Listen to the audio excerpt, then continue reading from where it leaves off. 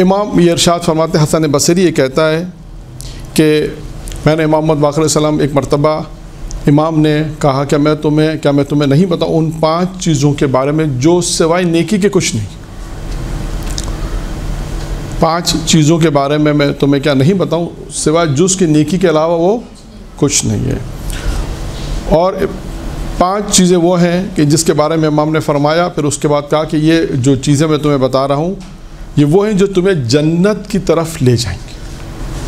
یعنی اگر آپ اس کو یوں بھی معنی کریں کہ وہ 5 چیزیں کون سی جو انسان کو جنت میں پہنچا دیں، وہ کون سے 5 عمل ہیں جو انسان کو جنت میں پہنچا دیں گے.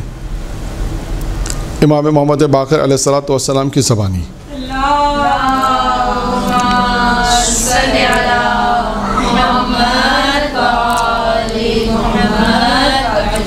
نمبر 1، امام نے ارشاد فرمایا اپنی مصیبت کو پوشیدہ رکھو.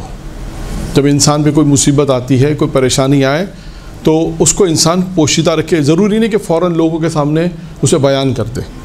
یا اور بھی روایتوں میں یہ چیزیں آئی ہیں کہ انسان اپنی مصیبت کو ایک. نمبر 2، جو صدقہ دیتے اس کو بھی مخفی رکھو. جو انسان صدقہ دیتے ہیں، یہ بھی روایت میں کہ انسان سیدھے ہاتھ سے دے تو الٹے ہاتھ کو خبر نہ ہو. یہ مشہور روایت ہے. یعنی اس طرح نیکی کے کاموں کو انجام دینا ہے. صدقہ یہ نیکی کا جو کام ہے اس کو اس طرح انجام دینا ہے کہ دوسروں کو خبر نہ ہو. یعنی اپنے صدقے کو مخفی رکھو. نمبر 3، والدین کے ساتھ نیکی کرو. اچھا، یہ والدین کے ساتھ جو نیکی ہے یہ تمہیں کہاں تک پہنچا دے گی؟ امام فرماتے ہیں کہ والدین کے ساتھ جو نیکی ہے ان کے ساتھ نیکی کرو، کیونکہ یہ رضا خدا کا سبب ہوتا ہے. یعنی والدین کے ساتھ جو انسان نیکی کرے تو اس سے کیا چیز حاصل ہوتی ہے؟ رضا خدا حاصل ہے. یعنی اللہ ان لوگوں سے راضی ہوتا ہے کہ جو اپنے والدین کی خدمت کرتے ہیں، والدین کے ساتھ نیکی کرتے ہیں، والدین کے ساتھ احسان کرتے ہیں، والدین کے ساتھ ہمدردی کرتے ہیں، والدین کے ساتھ محبت سے پیش آتے ہیں، والدین کے ساتھ شفقت سے پیش آتے ہیں. یعنی امام فرماتے ہیں یہ والدین کے ساتھ نیکی کرنا تمہیں اللہ کی رضائیت کا سبب بنتا ہے. پھر اس کے بعد 4تھی چیز فرمائی، کثرت سے اس جملے کو پڑھو. کون سا جملہ ہے؟ کثرت سے اس جملے کی تلاوت کریں. یعنی وہ جملہ، یعنی امام نے تو جملہ نہیں کہا، یعنی کثرت سے پڑھو. کس جملے کو پڑھو؟ لا حول ولا قوت الا باللہ العلی العظیم. اور امام نے اس کا پھر اب دیکھیں وہاں پر صرف یہ ٹکڑا روایت کا بیان کیا تھا، پیغمبر کی روایت تھی. اب یہاں پر امام نے اس کی وجہ بھی بتائی، کیونکہ یہ جنت کے خزانوں میں سے ایک خزانہ ہے، بہشت کے خزانوں میں سے ایک خزانہ ہے یہ. یعنی انسان اس کی کتنی کثرت سے تلاوت کرے کہ انسان جنت کے خزانوں میں سے اگر کوئی خزانہ کسی کو حاصل کرنا ہے تو کثرت سے اس جملے کی تلاوت کرے. اور میں نے وہاں پر بھی ایک بات کہی تھی کہ ایران میں جب ہم نے اہل علم سے پوچھا کہ اگر کوئی مشکل ہو، کوئی پریشانی ہو، تو انہوں نے کہا کہ اس جملے کی تلاوت کثرت سے کرو. اور دیکھیں یہاں پر بھی آیا کہ اگر امام نے کہا کہ 5 چیزوں کا ذکر، امام نے کہا یہ 5 چیزیں وہ جو تمہیں جنت کی طرف لے جائیں گے، یعنی جنت میں پہنچا دیں گی.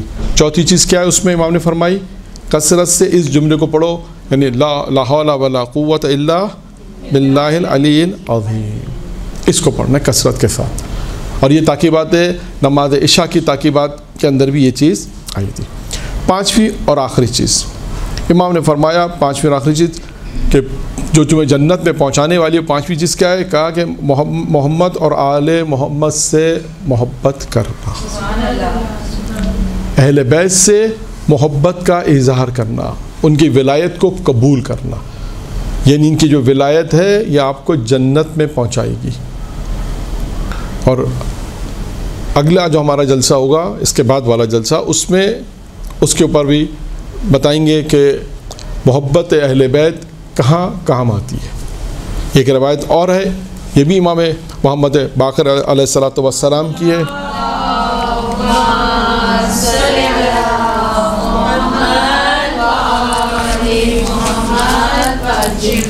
یہ دوسری روایت ہے جو بیان کر رہا ہوں. یعنی اب پہلی روایت کا خلاصہ کیا ہوا کہ 5 چیزیں وہ جو آپ کو جنت میں پہنچائیں گی.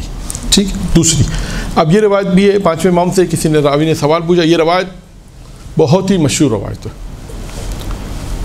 اور یہ روایت وہ ہے کہ جب بھی اسلام کی کوئی گفتگو کرے گا کوئی عالم، کوئی اہل علم، کوئی اہل ممبری، اس روایت کو ضرور پڑھے گا، یا ولایت کی گفتگو کرے گا اس روایت کو ضرور پڑھے گا، کیونکہ یہ روایت ہی ایسی ہے کہ امام سے پوچھا کہ اسلام کی بنیاد کن چیزوں پر ہے؟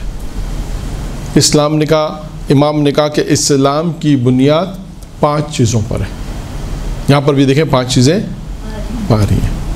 نمبر 1 امام نے کہا نماز، 2 روزہ، حج، زکوٰۃ، اور 5ویں چیز امام نے کہا ہماری ولایت۔ اور یہاں پر میں ولایت کا ذکر ہے، ایک اور روایت بھی آپ کو چوتھے امام زین العابدین علیہ الصلوۃ والسلام کی روایت ہے، درود پڑھیں محمد علیہ۔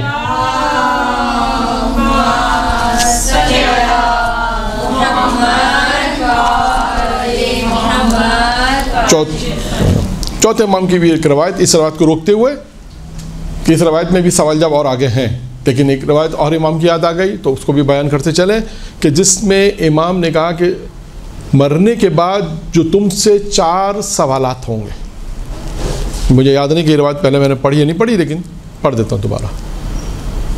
مرنے کے بعد کتنے سوالات؟ 4 سوالات تم سے ہوں گے مرنے کے بعد۔ اب آپ یوں کہیے کہ امام نے مرنے کے بعد جو پرچہ تھا وہ آؤٹ کر دیا، ہے نا؟ ابھی امتحان ہوتے ہیں تو لوگ اسی چیز میں ہوتے ہیں کہ پرچہ آؤٹ ہو جائے۔ تو امام علیہ السلام نے مرنے کے بعد جو اللہ تم سے سوالات پوچھے گا، امام نے کہا میں تمہیں پہلے ہی بتا دیتا ہوں۔ امام نے سوالات پہلے بتا دی، ان سوالات کی تیاری کر کے جانا۔ نمبر 1 امام نے فرمایا تمہاری زندگی کے متعلق سوال ہوگا، ایک سوال پورا تمہاری زندگی کے متعلق ہوگا، ایک سوال کہ تم نے اپنی زندگی کیسے گزاری، کس طرح اپنی زندگی گزارا، خدا نخواستہ گناہ میں تو نہیں گزاری، خدا اللہ کے نافرمانی میں تو نہیں گزاری، یعنی پورا ایک سوال پوری زندگی کے متعلق ہوگا۔ اب یہ انسان یہ سوچے کہ مجھے کیا اللہ کو جواب دینا، اس کی تیاری کر کے جائے کہ اللہ مجھ سے میری زندگی متعلق پوچھے گا، جب سے میں بالغ ہوا یا بالغ ہوئی اس وقت سے لے کر مرنے تک جتنی بھی زندگی اللہ نے دی، 10 سال 20 سال، بالغ ہونے کے بعد 10 سال 20 سال 30 سال، جتنی بھی زندگی اللہ نے دی، اب اس زندگی متعلق کلی ایک زندگی متعلق سوال ہوگا۔ امام فرماتے ہیں پہلا سوال زندگی کے متعلق، دوسرا سوال تمہاری جوانی کے متعلق ہوگا، خاص کہ تم نے اپنی جوانی کس طرح گزاری، خاص سوال جوانی کے متعلق ہوگا۔ تبھی کہا جاتا ہے نا کہ جوانی کی عبادت بہت زیادہ لذت آتا ہے، جوانی میں انسان عبادت کرے تو انسان کو خاص زیادہ لذت محسوس ہوتی ہے، یا انسان جیسے جوانی کے حج کے بارے میں کہا جاتا ہے کہ حج پہ اگر آپ جائیں اس ایج میں جس میں آپ حج کر سکتی ہیں، کر سکتا ہوں مثال کے طور پہ، تو اس عبادت میں آپ کو لذت آئے گی، طواف میں، منا میں، عرفات میں، مختلف مقامات جو عبادت کے ہیں وہاں پر۔ تو جوانی میں اگر امام فرماتے ہیں کہ اللہ ایک خاص تم سے سوال کرے گا تمہاری جوانی کے متعلق۔ تیسرا سوال امام نے کہا اللہ تم سے تمہارے مال کے متعلق سوال کرے گا، کہاں سے تم نے حاصل کیا، کہاں تم نے اسے خرچ کیا۔ میں صرف آپ کو روایت سنا رہا ہوں، اس کی تفصیلات میں نہیں جا رہا، صرف پوائنٹس کی صورت میں روایت سنا رہا ہوں کہ 4 سوالات مرنے کے بعد ہوں گے، جو چوتھے امام ارشاد فرماتے ہیں کہ وہ 4 سوالات کیا ہوں گے وہ میں آپ کے سامنے سے پیش کر رہا ہوں۔ پہلا سوال زندگی کے متعلق، دوسرا سوال جوانی کے متعلق، تیسرا سوال کہاں سے مال حاصل کیا اور کہاں پہ مال خرچ کیا، حلال طریقے سے حاصل کیا یا حرام طریقے سے، یہ اللہ پوچھے گا تم سے۔ اور چوتھا سوال امام نے کہا اللہ تم سے ہماری ولایت کے متعلق سوال پوچھے گا، جو ہمارا موضوع یہ ولایت تھا، اسی وجہ سے میں نے یہ روایت آپ کو چوتھے امام کی روایت پیش کی۔ اب آئیے، یعنی 4 سوالات مرنے کے بعد جو پوچھے جائیں گے چوتھے امام نے بیان کر دی کہ 4 سوالات کیا ہوں گے۔ آئیے ہم اپنی روایت کے اوپر کہ 5ویں امام سے جب سوال پوچھا گیا اسلام کی بنیاد کن چیزوں پر ہے، تو امام نے کیا کہا 5 چیزوں پہ اسلام کی بنیاد ہے۔ نمبر 1 کیا ہے؟ نماز، 2 روزہ، اور ہماری ولایت۔ اب راوی یہاں پہ آ کے رکا نہیں، راوی نے سوال آگے کیا، راوی نے پوچھا مولا ان سب میں سب سے زیادہ افضل کون سی چیز ہے؟ یہ 5 چیزیں تو مولا نے بیان کر دی، نماز ہے، روزہ ہے، حج ہے، زکوٰۃ ہے اور ولایت۔ یہ 5 چیزیں جب امام نے بیان کی تو اس نے پوچھا مولا ان 5 میں سب سے زیادہ افضل کون سی ہے؟ تو امام نے کہا ہماری ولایت سب سے زیادہ افضل ہے۔ پھر راوی نہیں رکا یہاں پر، راوی نے پھر سوال کیا کہ مولا وہ کیوں؟ اب یہ سوال کیا مولا وہ کیوں، کیا وجہ ہے کہ آپ کی ولایت سب سے زیادہ افضل ہے؟ تو امام نے دیکھیں جواب کیا دیا، امام نے کہا اس لیے ہماری ولایت سب سے زیادہ افضل ہے اس لیے کہ ہماری ولایت تمہیں بتائے گی کہ تمہیں نماز کیسے پڑھنا ہے، ہماری ولایت تمہیں بتائے گی تمہیں حج کیسے کرنا ہے، ہماری ولایت تمہیں بتائے گی ہماری ولایت بتائے گی تمہیں روزہ کیسے رکھنا ہے۔ تو یہ ہے ولایت کی اہمیت، سب سے زیادہ جس پہ توجہ دی گئی ہے۔ آپ دیکھیں ائمہ علیہ السلام کی روایتوں میں جو اہم چیزیں جہاں پر عبادات کا ذکر ہے، کہا ہماری ولایت کے متعلق سوال ہوگا۔